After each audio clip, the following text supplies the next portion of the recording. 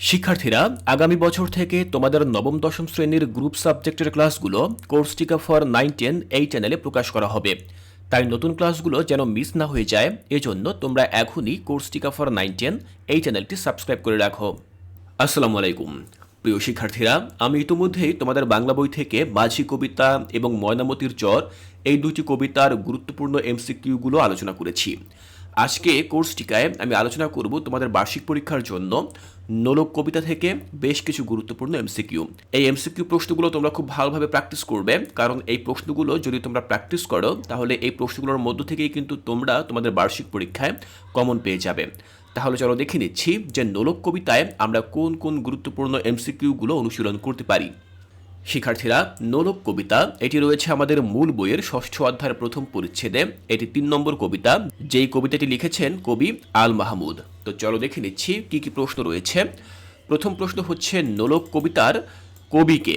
তো আমরা জানি নোলক কবিতার কবি হচ্ছেন আল মাহমুদ।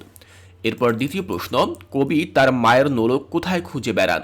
কবি সারা বাংলাদেশে তার মায়ের নোলক খুঁজে বেড়ান। 3, কবি নদীর কাছে কি জানতে চান? কবি নদীর কাছে তার মায়ের নোলকের খোঁজ সম্পর্কে জানতে চান।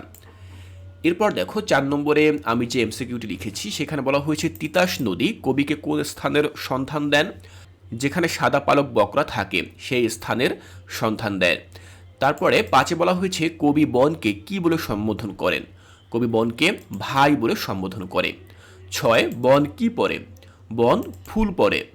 7, বন কবিকে কি দিতে চায়? বন কবিকে ফুলের গন্ধ দিতে চায়। তাহলে শিক্ষার্থীরা, তোমরা দেখলে যে এমসিকিউগুলো কিভাবে তৈরি করা হয়েছে। মূলত তোমাদের বাংলা বই থেকে যে কবিতাগুলো রয়েছে, কবিতাগুলোর প্রতিটি লাইন বাই লাইন যখন তোমরা পড়বে, এরকম প্রশ্নের সন্ধান কিন্তু তোমরা সেখান থেকেই পেয়ে যাবে। সুতরাং আমি তোমাদেরকে পরামর্শ দেব, তোমরা অবশ্যই প্রতিটি কবিতার প্রতিটি লাইন বাই লাইন বুঝে বুঝে পড়বে, যাতে করে যে কোনো জায়গা থেকে এমসিকিউ আসলে তোমরা যেন সেই প্রশ্নগুলোর সঠিক উত্তর দিতে পারো। দেখো, আমরা পরবর্তী প্রশ্নে যাব। 8 নম্বরে বলা হয়েছে হরিণ কি করে? হরিণ পাতার ফাঁকে মুখ বাঁকিয়ে রাখে। এরপর 9 বলা হয়েছে কবি কি ছাড়া ঘরে ফিরবেন না? কবি মায়ের গয়না ছাড়া ঘরে ফিরবেন না। দেখো, এই কবিতার কিন্তু শেষের দিকে বলা হয়েছিল আমার মায়ের গয়না ছাড়া ঘরে ফিরব না। তো ঠিক সেই কথাটাই কিন্তু এখানে বলা হয়েছে যে কবি কি ছাড়া ঘরে ফিরবেন না? কবি মায়ের গয়না ছাড়া ঘরে ফিরবেন না। 10, কবিতায় কোন প্রাণীর উল্লেখ রয়েছে?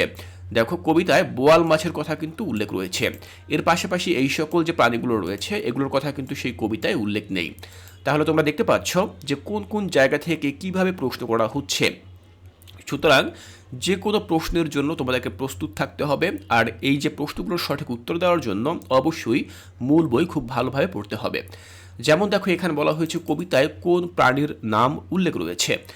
এখন তুমি যদি কবিতাটি ভালোভাবে না পড়ো তাহলে কিন্তু তুমি বুঝতেই পারবে না যে এই কবিতায় কোন কোন প্রাণীর নামের কথা উল্লেখ রয়েছে, কোন কোন প্রাণীর কথা উল্লেখ নেই। সুতরাং তোমাকে অবশ্যই লাইন বাই লাইন খুব ভালোভাবে পড়তে হবে।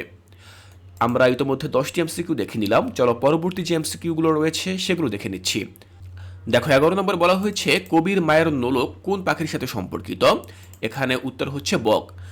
12 নম্বর বলা হয়েছে নোলক কবিতায় নোলক মূলত কি অর্থে ব্যবহার করা হয়েছে? দেখো, এর সঠিক উত্তর হচ্ছে বাংলার হারানো অতীত ঐতিহ্য। অর্থাৎ নোলক এই শব্দটি মূলত নোলক কবিতায় রূপক অর্থে ব্যবহৃত হয়েছে। অনেকে মনে করে যে নোলক একটি স্বর্ণালঙ্কার বা নারীদের নাকে পরার মতো একটি অলঙ্কার এবং কবিতায় সেই অর্থেই ব্যবহার করা হয়েছে। বিষয়টা কিন্তু এমন নয়। নোলক মূলত এখানে প্রতীকী অর্থে ব্যবহার করা হয়েছে, যেটি দ্বারা মূলত বাংলার হারানো যে ঐতিহ্য রয়েছে সেই ঐতিহ্যকে বোঝানো হয়েছে। 13তে বলা হয়েছে কবি কেন তার মায়ের নোলক খুঁজতে চান? কারণ মায়ের খুশির জন্য তিনি তার মাকে খুশি করতে চান। 14, নোলক কবিতার প্রেক্ষাপট কি? গ্রামীণ পরিবেশ। গ্রামীণ পরিবেশকে কেন্দ্র করেই মূলত নোলক কবিতার প্রেক্ষাপট তৈরি হয়েছে। এবার দেখো, 15তে বলা হয়েছে কবির মতে কোন নদী বোয়াল মাছে ভরা? তিতাস নদী বোয়াল মাছে ভরা। 16তে বলা হয়েছে কোন পাখি সাদা পালক নিয়ে উড়ে? বক পাখি সাদা পালক নিয়ে উড়ে। এরপর 17তে রয়েছে কবি তার মায়ের নোলক খুঁজে পেলে কি করবেন? তিনি ঘরে ফিরবেন। অর্থাৎ যখন তিনি তার মায়ের সোনার নোলক খুঁজে পাবেন তখনই কিন্তু তার খোঁজাখুঁজি শেষ হয়ে যাবে এবং তিনি সেটি নিয়ে ঘরে ফিরবেন। এরপর দেখো, 18তে বলা হয়েছে কবি কোন কারণে বনকে মিনতি করেন? মায়ের নোলক ফেরত পেতে। তিনি যেন তার মায়ের নোলক ফেরত পান, এজন্য তিনি বনের কাছে মিনতি করেন। দেখো পরবর্তী প্রশ্ন 19 নম্বরে বলা হয়েছে, কবি নোলক না পেলে কি করবেন? কবি ঘরে ফিরবেন না, অর্থাৎ তিনি খুঁজতেই থাকবেন, তিনি ঘরে ফিরবেন না। 20 নোলক কবিতায় কোন প্রাণীকে নোলক খোঁজার সময় উল্লেখ করা হয়েছে? হরিণ। হরিণ এই প্রাণীকে উল্লেখ করা হয়েছে। এবার দেখো 21 বলা হয়েছে, বন কবিকে কি ফিরিয়ে দিতে অক্ষম? বন কবিকে নোলক ফিরিয়ে দিতে অক্ষম। পরবর্তী প্রশ্নগুলো চলো আমরা দেখে নিচ্ছি। দেখো 22 বলা হয়েছে, নোলক কবিতায় কোন প্রাকৃতিক উপকরণের নাম উল্লেখ নেই? পাহাড়। এই যে পাহাড়, এটির উল্লেখ নেই। এর পাশাপাশি অন্যান্য যেগুলো রয়েছে যেমন নদী, বন, সমুদ্র, প্রত্যেকটির উল্লেখই কিন্তু বলে রয়েছে।